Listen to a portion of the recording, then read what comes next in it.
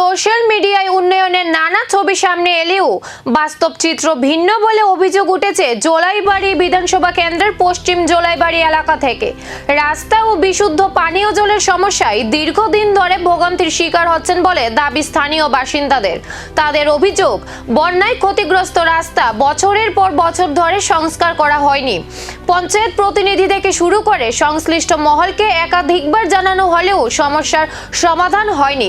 পাশাপাশি জোলাইবাড়ি দ্বাদশ শ্রেণী বিদ্যালয়ে গ্যালারি নির্মাণের নামে পুরনো কাঠামোতে সামান্য সংস্কার করে সরকারি অর্থ অপচয়ের অভিযোগও উঠেছে।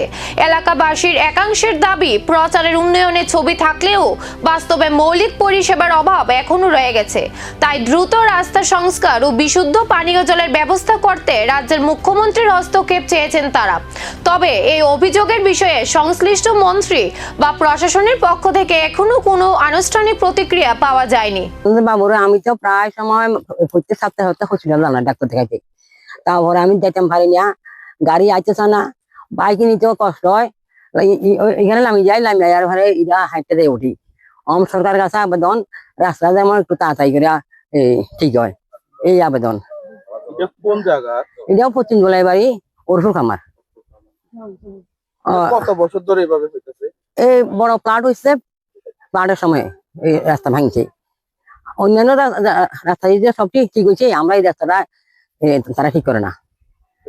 কেউ কি আইছে? পঞ্চায়েতের কাছে পঞ্চায়েতে আইসে, আমরা বাড়িতে মিটিং হয়েছে একবার।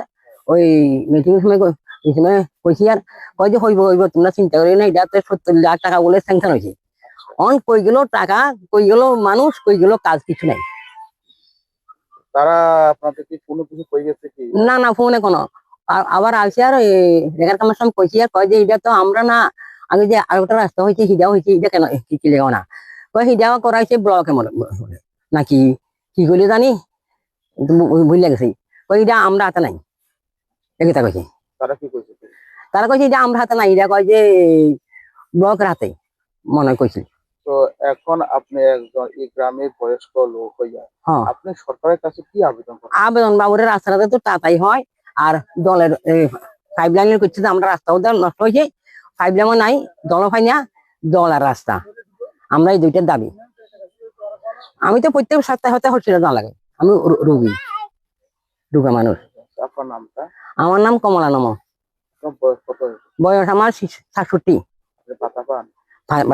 এলাকাবাসীর অভিযোগের প্রেক্ষিতে প্রশাসন কি পদক্ষেপ নেয় আর উন্নয়নের দাবির সঙ্গে বাস্তব পরিস্থিতির ফারাক কতটা, এখন সেই দিকেই নজর সকলের।